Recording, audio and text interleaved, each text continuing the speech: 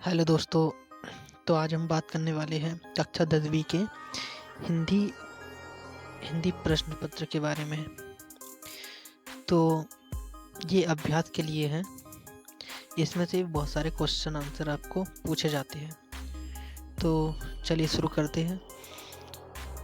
तो सबसे पहले समय 3 घंटे का रहेगा और प्रश्न पत्र अंक है 75 अंक का रहेगा। पेपर भी आपका इसी प्रकार से आएगा। तो देखते हैं।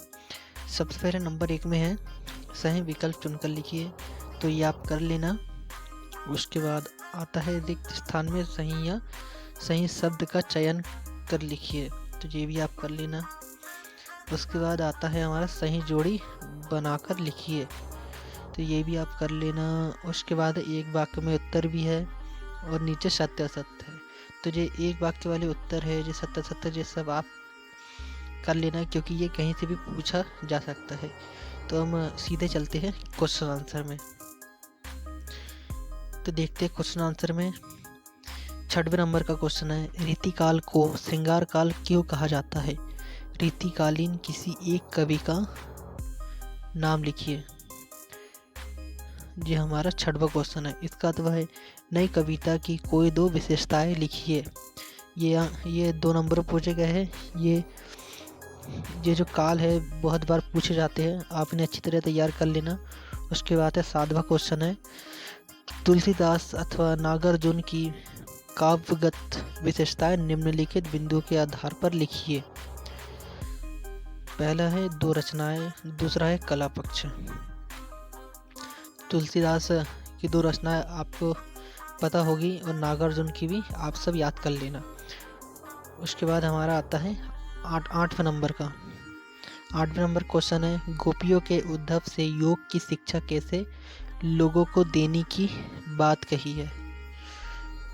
उसके बाद उसके 8वें का क्वेश्चन है, राम लक्ष्मण परशुराम संवाद पाठ के आधार पर राम के स्वभाव की कोई 2 विशेषताएं लिखिए।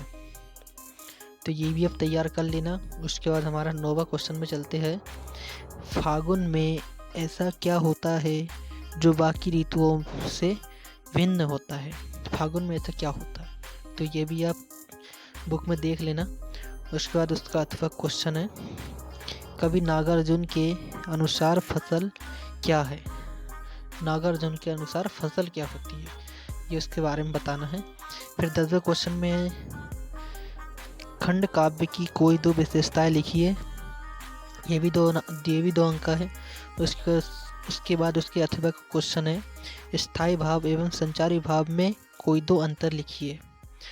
इसके बाद हमारा 11वें नंबर का क्वेश्चन है, चौपाई छंद की परिभाषा उदाहरण सहित लिखिए। इसके बाद उसके 8वें का क्वेश्चन है, अति संयुक्ति अलंकार की परिभाषा उदाहरण सहित लिखिए। आप ये सब लिख सकते हो, ये बहुत पहले के हैं, आपने अच्छी तरह तैयार कर लेना।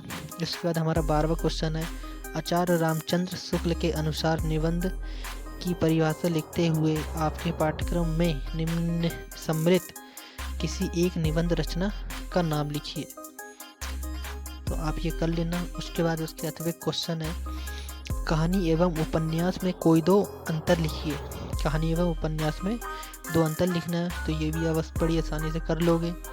उसके बाद 13वां नंबर क्वेश्चन है, स्वयं प्रकाश अथवा मन्नू भंडारी की साहित्यिक विशेषताएं निम्नलिखित बिंदुओं के आधार पर लिखिए।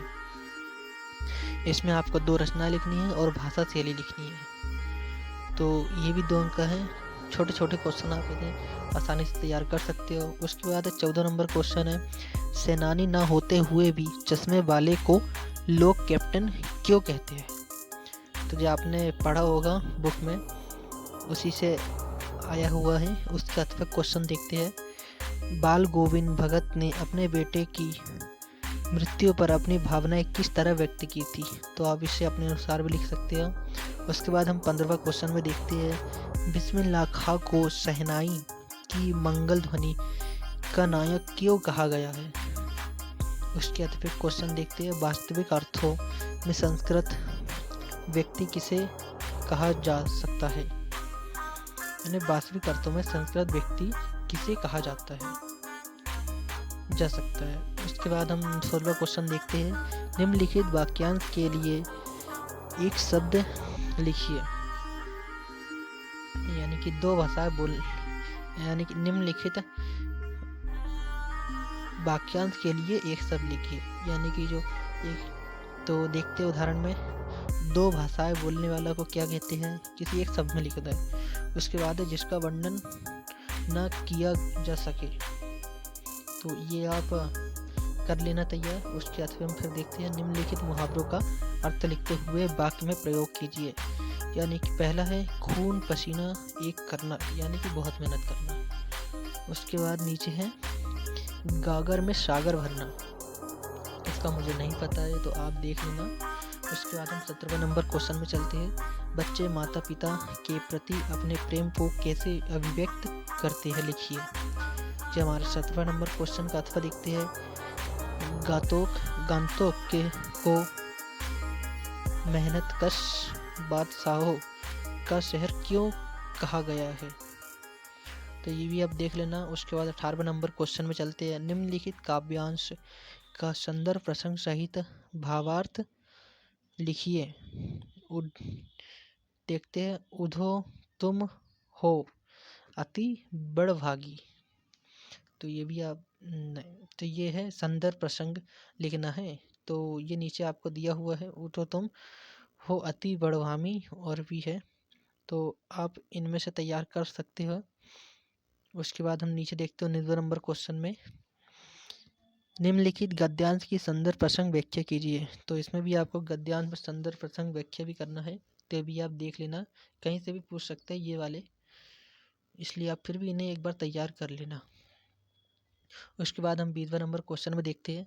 मीठी बोली का महत्व विषय पर एक अनुच्छेद लिखिए।